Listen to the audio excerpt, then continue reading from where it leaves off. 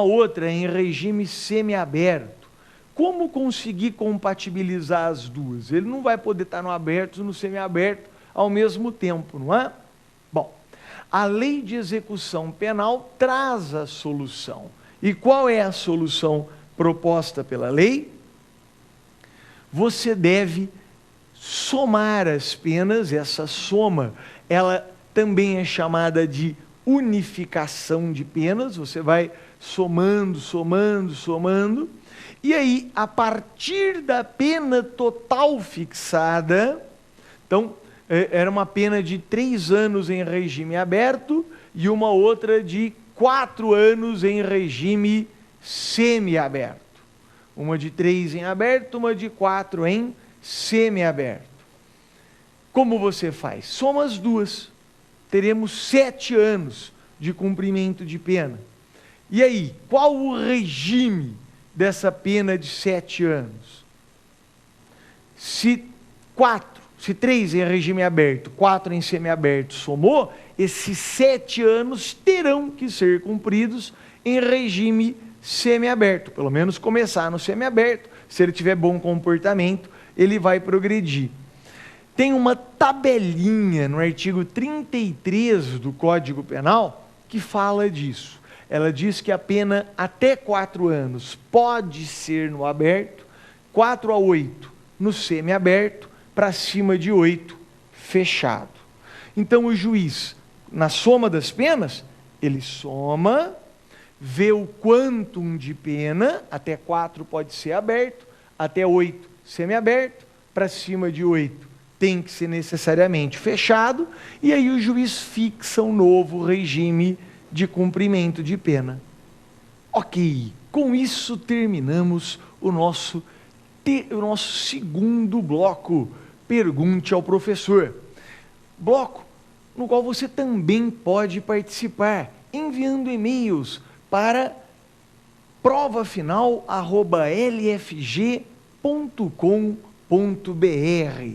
Envie sua pergunta e, se quiser maiores informações sobre o tema, temas correlatos, textos, entre em nosso site lfg.com.br.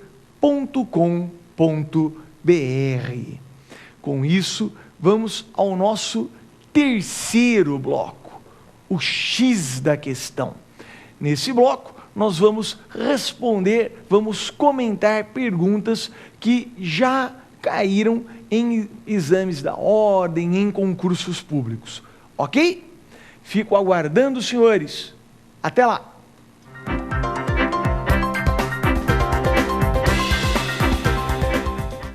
Bem-vindos ao nosso terceiro bloco, o X da questão. Vamos analisar 2 questões que caíram em provas passadas sobre o tema que nós tratamos hoje, penas privativas de liberdade. Vamos lá? A primeira questão é uma questão que caiu no exame de ordem. O enunciado é o seguinte: segundo a Constituição Federal de 88, pode ser instituída pena... Bom, a questão trata do princípio da humanidade das penas, que tem índole constitucional e que manda respeitar a dignidade da pessoa humana do condenado. O sujeito condenado continua sendo um ser humano, continua sendo detentor de dignidade. Ai, que óbvio! Não é óbvio, não. Quem conhece o dia a dia forense sabe que muitas vezes a dignidade humana do condenado é violada. É violada porque eles são amontoados em celas, é violada porque não tem onde dormir, não tem o que comer, não tem assistência médica. Por isso que o Constituinte, antecipando essa situação de descaso, de desprezo, ele expressou na Constituição a humanidade das penas. Mas também sabia o Constituinte que não seria suficiente falar que o condenado mantém sua dignidade. Seria necessário, como é, expressar quais as penas que, desde logo, violam a dignidade da pessoa humana. E quais são as arroladas na Constituição. A pena de morte é desumana, admitida apenas na hipótese excepcional de guerra. A pena de caráter perpétuo também é considerada desumana. E, lembrando, qual é mesmo a pena considerada perpétua? Qual é a regulamentação disso? Está lá no artigo 75 do Código Penal, que o limite máximo para o cumprimento de pena no Brasil é 30 anos. Para cima de 30 já se considera então prisão perpétua. Também é inconstitucional por desumana a pena de trabalhos forçados, não confundir com trabalho obrigatório. O trabalho pode e é dever do preso, mas ele não pode ser castigado, ele não pode sofrer um constrangimento físico para trabalhar. Você não pode mandar o sujeito trabalhar, por exemplo, mediante açoite, como nós vemos em filmes antigos, né? Trabalha, com chicote atrás. Não, isso não pode. É proibida também a pena de banimento, a retirada forçada do território nacional. Daí, não é, toda a dificuldade que os senhores já viram em direito constitucional para extradição. O nato não pode, o naturalizado apenas em circunstâncias muito especiais. Por quê? Porque deve ser evitada, ela é considerada desumana, a pena de banimento, é proibida pela Constituição. Por fim, a pena cruel também é desumana, aquela que impõe um intenso e ilegal sofrimento. Ai, Gustavo, mas manter todo mundo lá empilhadinho, cumprindo pena na cadeia pública, não é cruel? Então, eu acho, mas a maioria dos tribunais não entende assim. Não é? Então, aquilo que for considerado extremamente ilegal e capaz de impor sofrimento, etc., também deve ser banido, extirpado. A Constituição proíbe a pena cruel. Como é um pouco aberto, né, o termo cruel, os tribunais acabam interpretando e a mera superlotação ainda não é tida, pelo menos não majoritariamente, como pena cruel.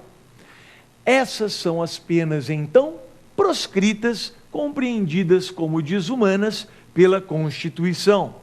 É disso que trata a questão ora tratada. Vamos lá? Vejam as alternativas. Segundo a Constituição, pode ser instituída pena de caráter perpétuo? Não, é desumana a pena de caráter perpétuo. B, de trabalhos forçados? Não, acabamos de estudar que a pena de trabalhos forçados também é considerada desumana, ainda que o trabalho seja, sim, um dever do preso no Brasil. C, perda de bens. Bom, a perda de bens é, sim, possível e é prevista no Brasil.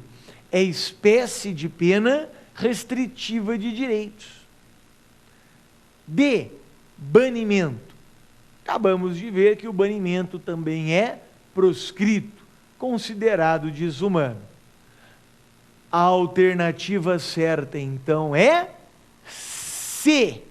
C, perda de bens ou valores. C, de Corinthians. Tá bom? Joia? Vamos à próxima questão. De acordo com a Lei de Execução Penal, assinale a opção correta.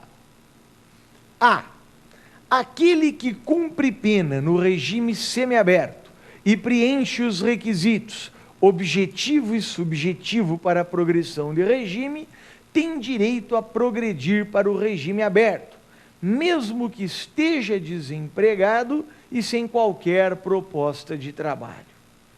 É verdade? Então, pela lei de execução penal não é verdade.